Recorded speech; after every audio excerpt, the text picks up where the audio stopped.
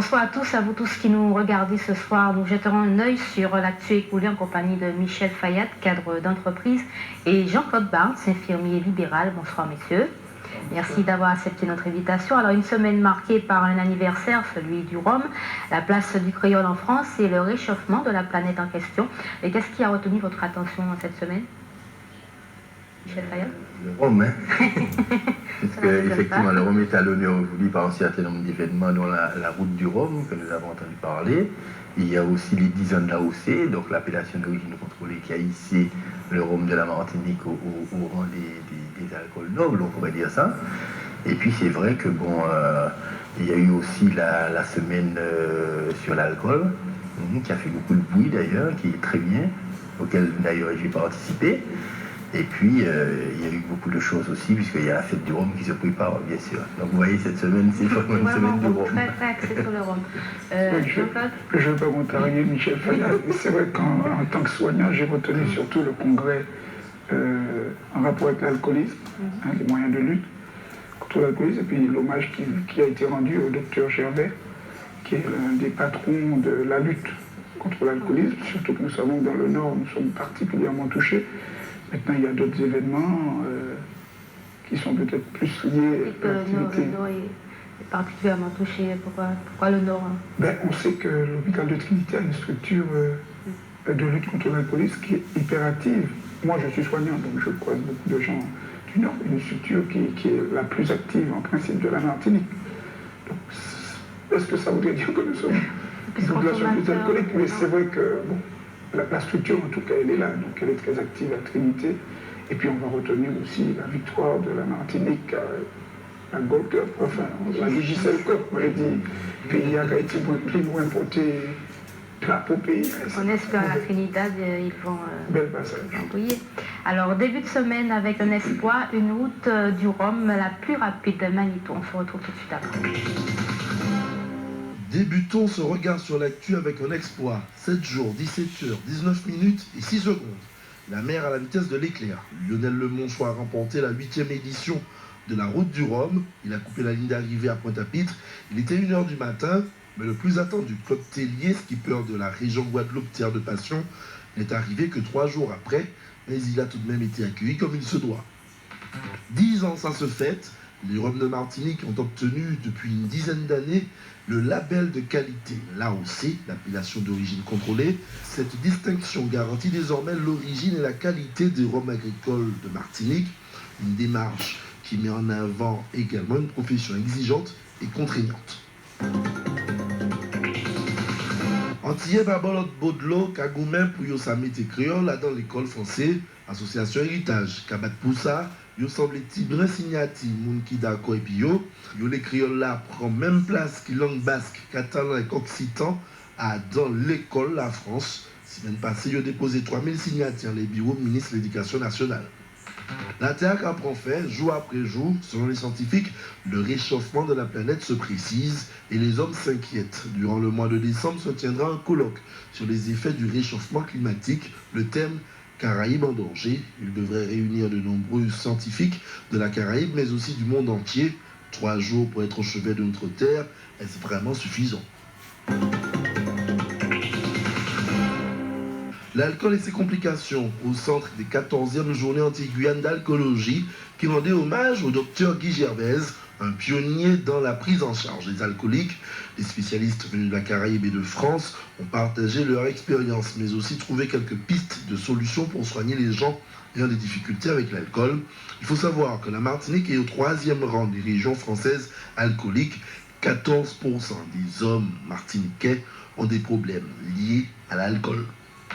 Une semaine marquée par la visite de plusieurs personnalités politiques de la Caraïbe. La ministre à la condition féminine et aux droits de la femme en Haïti, Marie-Laurence Jocelyne Lassègue, était de passage pour participer au Forum des femmes de la Caraïbe. Une réflexion sur l'implication des femmes dans le pouvoir décisionnel. En Haïti, elle s'est engagée à lutter contre la misère qui touche les femmes haïtiennes.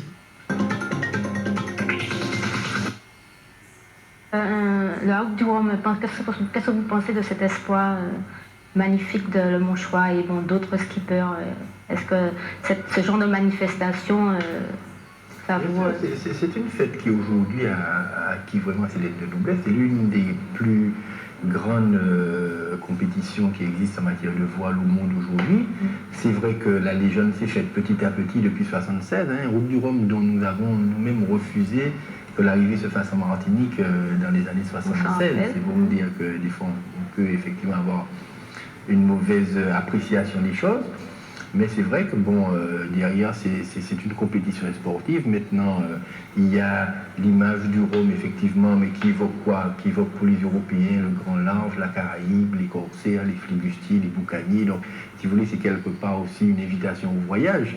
Et c'est dans ce sens-là, effectivement, que nous pensons que la Route du Rhum, c'est une très, très, très belle course, une très belle organisation derrière, que la région Guadeloupe, d'ailleurs, est très, très au point dessus. Jean-Claude, c'est vrai qu'au-delà de l'aspect touristique et économique, enfin, je vais retenir le côté humain, c'est-à-dire cet exploit humain. C'est de démontrer comment l'humain peut dépasser ses limites. Le gars arrive avec 4 jours d'avance, je veux dire, en dormant très peu. Ça prouve là encore qu'on devrait s'inspirer de ce type d'exemple pour se dire qu'on peut, nous aussi, aller plus loin dans des démarches sociale, c'est-à-dire dans l'aide qu'on peut apporter aux gens. Souvent, on se trouve un petit peu limité en disant nous pélas. Non, nous pouvons faire l'eau bagaille ici, vraiment, nous aller loin. Et ça, en tout cas, c'est ce que j'en tire, c'est cet exploit. Alors, autre espoir obtenu il y a 10 ans, le label AOC pour notre Rhum, Martinique et Antilles.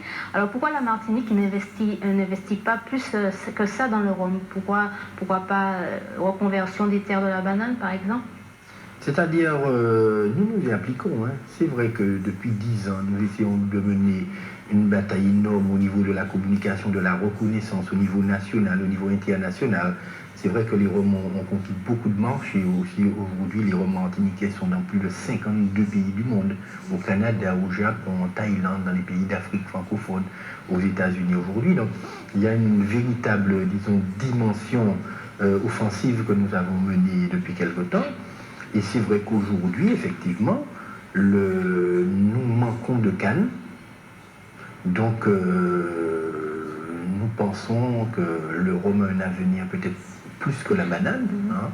Bon, maintenant, nous n'avons pas encore demandé à des planteurs de déplanter de la banane pour planter des cannes, puisqu'on sait que la banane est liée par un certain nombre de subventions, d'aides compensatoires, etc., que nous-mêmes ne pourrions pas éventuellement faire dans le cadre de la canne.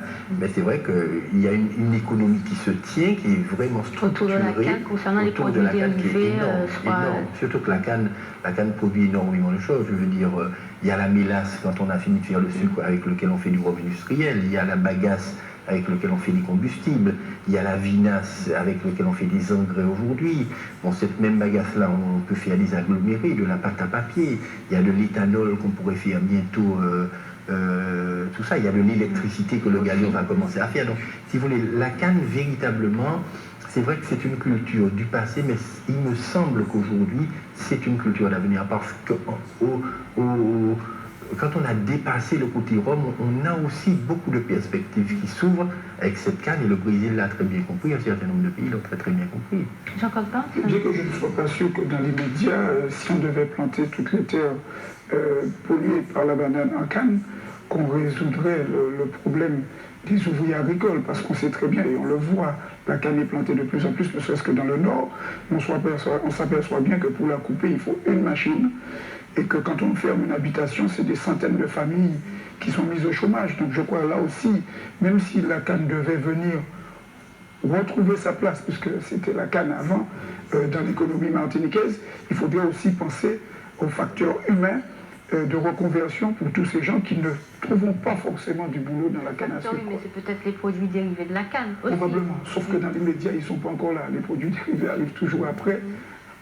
Bon, je suis un petit peu sceptique. Mais je ne peux pas penser à canne non plus, à Rhum, à AOC, sans penser à toute la problématique alcoolique. Maintenant, on ne va pas interdire le rhum parce qu'on a des alcooliques, puisqu'il y a la notion de choix, mais je crois que là aussi, il faut qu'on soit très prudent et faire des campagnes parallèles. Développer l'AOC, mais aussi développer des campagnes de prévention contre l'abus d'alcool. Je crois que ça aussi, ça va de pair. L'alcoolologie, le congrès de l'alcoolologie qui s'est tenu la semaine dernière, peut-on parler de maladies à ce niveau, l'alcoolologie? Est-ce qu'en Martinique, c'est vraiment une maladie qu'on doit soigner impérativement?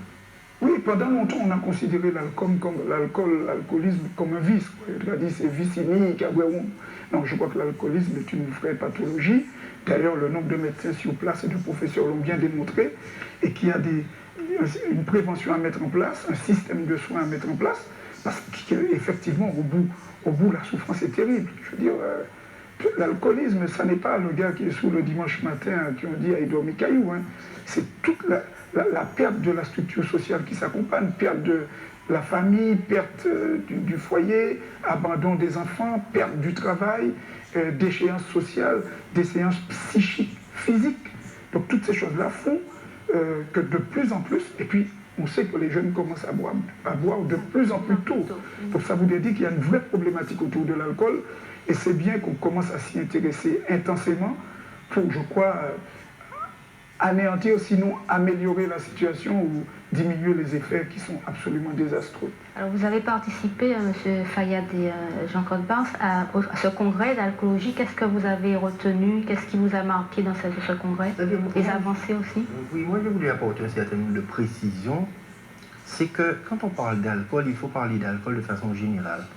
Comme nous sommes producteurs de rhum, on a tendance à dire l'alcool c'est le rhum. Mais il faut bien vous dire que quand vous vous attaquez au rhum, vous ne diminuez pas, disons, l'alcoolisme à la Martinique. Vous favorisez d'autres alcools. Quand le rhum baisse, le whisky augmente. Vous voyez ce que je veux dire? Quand le vin de Bordeaux baisse, le vermouth augmente.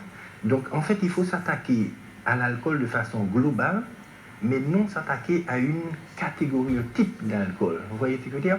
Donc alors c'est vrai que le fait que la Martinique, c'est un pays qui produit du rhum depuis l'origine, c'est vrai qu'on a tendance à associer alcool et rhum.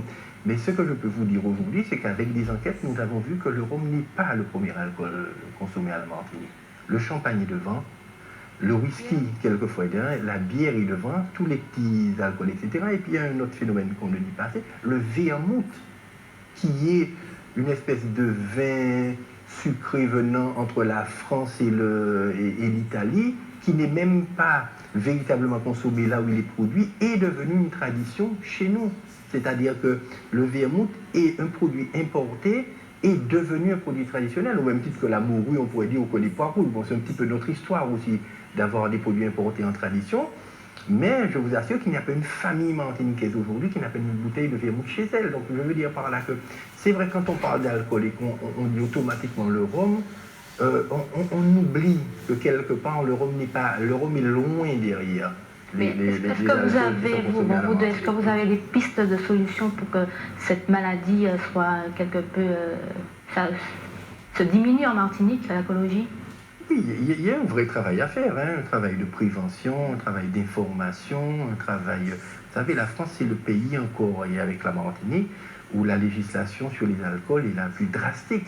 L'abus d'alcool est dangereux sur la santé, on n'a pas le droit de faire de la pub à la télé, dans les radios, enfin, il y a un certain nombre de phénomènes qui se passent comme ça, et beaucoup plus que dans d'autres pays, et nous sommes partie prenante de ça, en fait. Nous, producteurs, nous sommes partie prenante.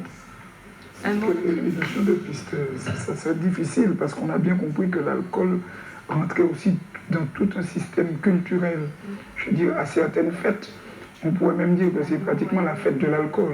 Je veux dire, je veux rappeler par là qu'il y a des civilisations et des cultures qui arrivent à faire la fête pendant toute une nuit en buvant du thé. Je veux dire, ça n'est pas forcément un critère. Maintenant, c'est comme ça ici. Ça voudrait dire aussi qu'il faudrait que nous puissions développer des structures qui permettent à dire aux gens, vous avez la notion de choix, c'est un fait. Il y en a qui, même quand ils l'ont, n'arrivent pas à se contenir, arrivent toujours à tomber dans des excès. Et qu'il y ait des structures pour aider les gens à sortir des excès ou à ne pas y tomber. Parce que c'est vrai que là, penser qu'on pourrait supprimer l'alcool, ça serait difficile. Mais il faudrait des structures. Il ne faut pas non plus supprimer complètement l'alcool parce que la notion de choix me paraît une notion fondamentale. Maintenant, c'est surtout travailler sur l'abus. C'est sur l'abus. Alors, autre sujet d'actualité, la protection de notre planète Terre, on s'en inquiète que maintenant. Alors, les scientifiques s'inquiètent du coût de l'augmentation d'émissions de gaz à effet de serre, plus de 6 milliards, d'après eux, qui ralentira 6 milliards d'euros, qui ralentira l'économie mondiale, mais les vraies mesures sont pour quand, en fin de compte? Parce que là, ils s'inquiètent du coût mais les mesures pour protéger la terre, pour quand est-ce que vous avez une idée là-dessus? Qu'est-ce que vous en pensez déjà? Est-ce que c'est trop tard? Est-ce que c'est... Non, il n'est peut-être pas trop tard. Il faudrait que chacun prenne conscience que la situation est grave, même qu'on soit à des millions de kilomètres de tous ces grands espaces. Nous, c'est une petite île qui est encore protégée, entre guillemets, par les alizés, mais nous aussi, nous allons être tôt ou tard concernés, parce que le réchauffement fait que les niveaux des océans augmentent. Je ne peux pas être alarmiste, mais niveau océan augmentant, une petite île de 120 km de long, qui pas tellement en surface en hauteur, nous peut commencer à chiller. Ce que je veux dire par là, quand même, c'est rendre encore là un hommage aux gars, aux écologistes de l'époque qu'on trouvait has-been, qu'on trouvait un petit peu dépassés, qui, d'après nous, des grands-mères de chaque monde et puis qu'on va faire. Force est de constater que ces mouvements-là ont raison et qui sont dans le vrai. D'ailleurs, le monde entier vient s'inspirer de l'exemple de la Sopamar ici en Martinique pour prendre des mesures à travers la planète. Ça veut dire que là encore, nous tout petits, mais nous tenons raison d'y prendre conscience que nous pouvons montrer la planète des exemples précis sur l'écologie. Encore une fois, merci aux gars de la Sopamar qui, depuis des années, amènent un combat pour nous la nuit, pour actuellement tout le monde prend conscience de ça, et ça, on peut leur rendre cet hommage-là. Michel Fayette, oui, il faut sensibiliser tout le monde, et puis c'est à Colocadia, c'est-à-dire qu'il y a un certain nombre de... C'est pas... Il y a une pub qui est sortie en disant un petit geste, comme s'il est répété 60 millions de fois. Et d'ailleurs, oui. Et effectivement, en fait, il faut que nous, effectivement, ayons des réflexes au niveau écologique. C'est-à-dire que nous ne faisions pas n'importe quoi, ne serait-ce que au niveau environnemental, etc. Donc moi, je pense que oui, les écologistes ont leur place aujourd'hui. Ceux qui s'occupent de l'environnement ont leur place. Et d'ailleurs, je pense que de plus en plus, on va aller vers ça. Alors, un dernier mot avant de passer au deuxième bloc. Alors, le créole dans les lycées en France, est-ce que vous êtes pour ou contre? Non, d'ailleurs, cette pétition, je l'ai signée, parce que j'étais à Paris au moment où elle circulait. Moi, je crois, pourquoi pas, maintenant, ici ou ailleurs, de toute façon, tout ça, on va faire un processus d'installation totale. Ça viendra, de toute façon, avec ou sans cette pétition. Vous y croyez? Mais bien sûr, c'est le rétablissement de toutes choses. Notre place est en train de s'installer. On n'agresse personne en faisant ça. Il y a des demandes qui sont faites.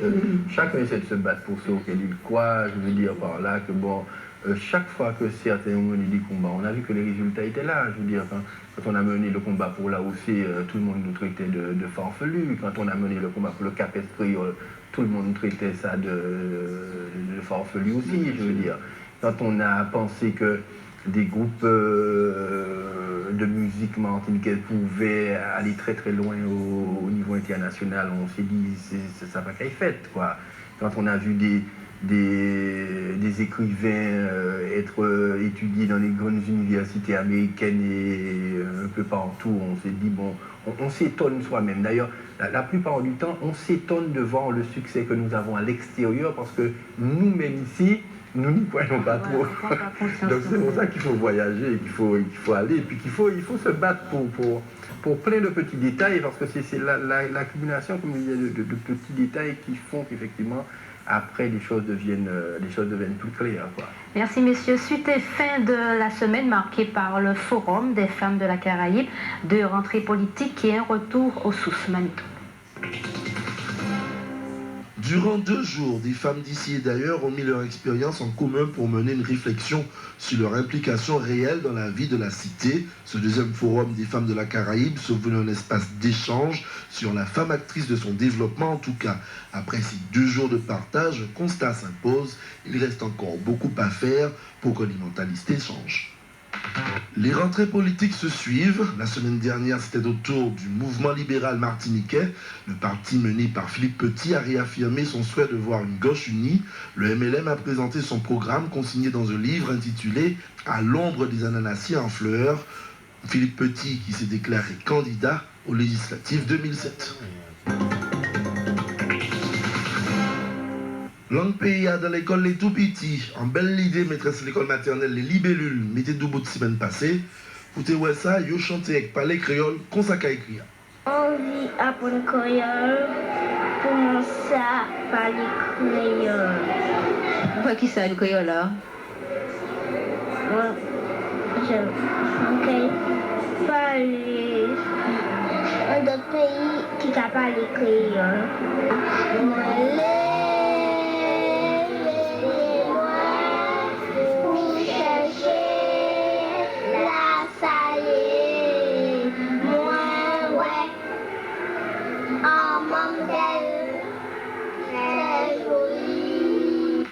Les employés des pétrolettes du Soleil naviguent à vue. Depuis la reprise de la Somato par les pétrolettes du Soleil, ils sont payés au compte-gouttes. La semaine dernière, ils ont voulu se faire entendre en arrêtant le travail. Tant qu'ils ne sont pas payés, ils continuent leur mouvement. Un accord a été trouvé ce week-end. Le travail a repris lundi et les employés ont reçu leur chèque. L'erreur réparée, 150 poilus martiniquais décédés lors de la Première Guerre mondiale n'avaient pas été honorés comme il se doit. Leur nom ne figurait sur aucun monument aux morts de la Martinique. Il aura fallu 4 ans de recherche à l'historienne Sabine Andrivon-Milton pour mettre en pleine lumière ces 150 oubliés morts pour la France. Et justement, lors de la cérémonie de commémoration de l'armistice du 11 novembre à Fort-de-France, pour la seconde année consécutive, des jeunes s'étaient mêlés aux anciens pour honorer la mémoire de nos chers disparus. Cette année, ce sont les élèves du collège du Carbet qui ont assisté à la cérémonie. Le Renouveau Martinique, ex-Renouveau de Sainte-Marie, a fait sa rentrée. Pour le leader du mouvement, Guy Lordino, il faut mettre un terme à l'ère Marie-Jeanne et il présente le Renouveau comme une alternative au mime pour la Martinique. Le Renouveau entend soutenir le candidat socialiste au présidentiel. Quant aux législatives, c'est à la mi-janvier que l'on devrait savoir si Guy Lordino est candidat ou pas. Et comme c'est à la mode dans le paysage politique martiniquais, Guy Lordino a aussi écrit un livre intitulé « Vertus et valeurs du Renouveau Martinique ». Belle initiative que celle de l'association Carisco avec l'opération Caraïbisé Corps et l'envie de se rapprocher de cultures anciennes. Il s'agissait de reproduire le temps d'une journée des moments du quotidien des peuples amérindiens. L'objectif, l'amélioration de son bien-être. Plus de 1000 personnes à vélo dimanche dans les rues de Fort-de-France lors de la 9e édition de la Ronde des quartiers. L'objectif majeur de l'opération est de valoriser le sport en famille, mais aussi d'inciter tout un chacun au port du casque. Beaucoup plus que du sport, une vraie action de sensibilisation. Alors, messieurs, le Forum des femmes de la Caraïbe, en tant qu'hommes, quelle place donnez-vous aux femmes dans notre société ? C'est-à-dire, vous savez, tout le monde parle de femmes potomitans, mais dans la réalité, effectivement, nous constatons qu'il n'y a pas de femmes maires, il n'y a pas beaucoup d'élus véritablement, il n'y a pas de leaders politiques. Hein. On les retrouve à la région sous forme de parité, je veux dire, mais en fait... il y a une évolution hein, quand même. Mais l'évolution se fait, mais lentement quand même, hein. Très très lentement. Bon, bien sûr, il faut dire aussi que ce n'est pas l'arrivée des femmes qui va régler tous les problèmes. Enfin bon, comme disait l'autre... Non, mais la femme, enfin, en ce qui me concerne, la femme a toujours eu un rôle fondamental. Hein, je veux dire, dès l'esclavage, on a souvent parlé du nègre marron, on a oublié les marronaises. Parce que si t'es ni nègre marron, c'est qu'elle était ni marronaise. Maintenant, il ne faudrait pas non plus, sous prétexte que nous parlions pour responsabilité, nous, qu'on dise tout de suite la femme potomitan et puis nous qu'on décharger toute problématique société en l'air, il faut porter responsabilité cette maman-là qui n'est pas capable de l'école là. Non, je crois que la femme ne peut se concevoir non plus. Sans l'homme, c'est tout un ensemble, c'est-à-dire c'est ensemble. Mais la femme a un rôle fondamental. Alors les mentalités, selon vous, ont-elles changé en ce 21e siècle sur la conception de la femme dans la société ? Il y a petit à petit. Je pense qu'il y a une vraie évolution quand même à ce niveau-là. On a des femmes qui ne sont pas effectivement trop impliquées dans le milieu politique, mais dans le milieu associatif, dans le milieu professionnel. Certains métiers comprennent beaucoup de femmes et véritablement aujourd'hui on n'a pas l'impression que la femme martiniquaise est une victime. Hein. Je veux dire, je la sens très, très bien dans sa peau, très bien dans son boulot, très bien dans sa profession. Enfin, je n'ai pas véritablement l'impression qu'il y a un problème majeur. Alors, un mot politique dans ce regard sur l'actu. Alors, à l'ombre des ananassiers en fleurs, vertus et valeurs du renouveau, cette tendance des programmes politiques via un livre, que pensez-vous ? Je crois que c'est une bonne chose que chacun veuille faire comme ça, pour juste citer Guy Lordino, faire émerger le Martiniquais véritable. Moi, je trouve ça extraordinaire. Maintenant, il n'appartient pas uniquement, ça n'est pas uniquement le mouvement libéral ni le renouveau. Je crois que c'est chaque Martiniquais qui doit faire émerger le Martiniquais véritable. Maintenant, si, quel que soit le parti, il a comme fonction première de nous montrer que nous nous débouquons qu'à travailler dans un pays, que nous avons une jeunesse fort et que nous pouvons tirer cet ibougla en craque là moi je dis, ok, tout le monde peut essayer, Lordino, Alors, Philippe lors de Petit, cette rentrée, Guy, tous les autres, quoi. Je crois que c'est très bien. Très bien. Guy Lordino a parlé de mettre un terme à l'ère Marie-Jeanne. Vous pensez qu'il y a une ère Marie-Jeanne? Bon, je crois qu'il y a une ère martiniquaise, quoi. Je crois que qui évolue avec ses difficultés. De toute façon, si c'est pas Marie-Jeanne, ça sera quelqu'un d'autre. Moi, je pense que chacun a fait ses propres propositions, faire des propositions concrètes, ne pas trop se polariser sur l'autre qui est en face, etc. Le problème n'est pas un combat, le problème c'est des arguments qu'on avance pour faire avancer les choses. Hein. Et moi, je suis effectivement pour l'affrontement, je veux dire, politique au niveau des idées, tout ça. Hein. De toute façon, ça se fait régulièrement. Alors un dernier mot, messieurs, sur la manifestation du Carisco.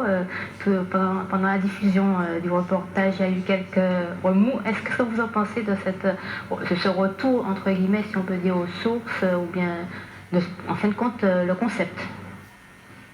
Là encore, bon, c'est un concept que je n'ai pas tout à fait pigé. Maintenant, je crois que chacun a le droit d'essayer des choses. C'est une très bonne chose. Sauf que je m'aperçois qu'à chaque fois, ça se passe à des territoires qui, là encore, dans un certain paradoxe. Je veux dire, le système de plantation m'a toujours posé un problème. Maintenant, Carisco sur les habitations, pourquoi pas, maintenant on va voir. On va voir, moi, je suis plus près de l'Afrique que de l'Amérindien, mais peut-être ça c'est moins. Et on reparle un petit peu du créole à l'école. On a vu les tout petits là pendant le sujet entrer le créole dans les maternelles, la langue créole. Est-ce que c'est une bonne chose en tout cas, mais voir les petits comme ça parler le créole, ça vous inspire quoi? Ben, j'ai vu une expérience en Guadeloupe, j'ai trouvé ça formidable. Maintenant, on l'a parlé aussi en maternelle, sauf que nous pas apprendre à parler. Le créole à cette époque-là, c'était pour moi une langue libre. Et justement, parce qu'on nous l'interdisait chez nous, on prenait plaisir à le parler. Mes enfants n'ont pas forcément appris chez moi, mais ils l'ont parlé. Maintenant, s'il faut l'apprendre comme ça, peut-être que ça sera plus structuré après dans l'avenir, mais bon, il est bon aussi. Oui, pendant un certain moment, on a cru qu'il fallait empêcher aux enfants de parler créole parce qu'ils auraient parlé mal le français. Et puis finalement, on s'aperçoit qu'un enfant peut intégrer 3 ou 4 langues pendant l'enfance et qu'il ne fait pas de confusion, qu'il ne la fait pas au contraire. C'est le fait de vouloir empêcher de parler créole qui crée du créolisme, puisque quelque part on a l'impression qu'il y a un blocage. Mais parler créole depuis l'enfance, moi j'ai parlé créole depuis l'enfance, ça ne m'a pas empêché de faire des études et de parler français. Alors, dernier mot sur vos activités. Est-ce que concernant le rhum, comment se préparent les fêtes de fin d'année dans la production houmière? C'est-à-dire cette année, effectivement, on pourrait dire l'année du rhum, puisqu'on parlait de la route du rhum, des 10 ans de l'AOC, donc on va faire la fête du rhum. On va essayer de célébrer tout ça, mais véritablement, c'est vrai que, comme je vous dis, célébrer la production locale. Parce que quand on parle de rhum, c'est vrai, très souvent, on a tendance à penser qu'il s'agit d'alcool, qu'il s'agit de ceci, qu'il s'agit de cela, c'est vrai. Mais derrière ça, bon, il y a toute une histoire, il y a tout un passé, il y a un patrimoine derrière, et puis avec tous les éléments, disons, négatifs ou positifs que ça engendre. Donc nous n'avons pas un état d'âme à ce niveau-là, hein. C'est-à-dire que nous pensons que chacun est là pour faire le travail et que vous éliminez la totalité des distilleries à la Martinique, vous ne réglez pas le problème de l'alcool en Martinique pour autant, hein. Donc les choses sont claires là-dessus. Jean-Claude Barnes, en tant qu'infirmier libéral et aussi artiste. C'est pas forcément lié à ma profession, mais quelque part, c'est dire, on sait qu'on va rentrer dans des campagnes électorales sur beaucoup de choses, législatives, présidentielles. C'est juste dire aux gens que chaque fois qu'il y a des élections, j'entends partout qu'on va faire augmenter les pensions des personnes âgées qui ont travaillé dur, qui ont travaillé péniblement. Jusqu'à maintenant, 5 ans après chaque élection, il y aura touché toujours 300 €. Même 300 €, il y a toujours qu'à souffrir autant et puis 300 €, il y a toujours qu'à verser pension à le 17 au lieu du 10 ou du 5. Mais là, songez à virer dire ça, mais fait parce que 300 € pour vivre, c'est indécent, c'est une insulte. Merci beaucoup. Alors, merci messieurs d'avoir accepté notre invitation. Regard sur l'actu, c'est fini pour aujourd'hui. À la semaine prochaine et puis bonne soirée sur ATV. Bonsoir.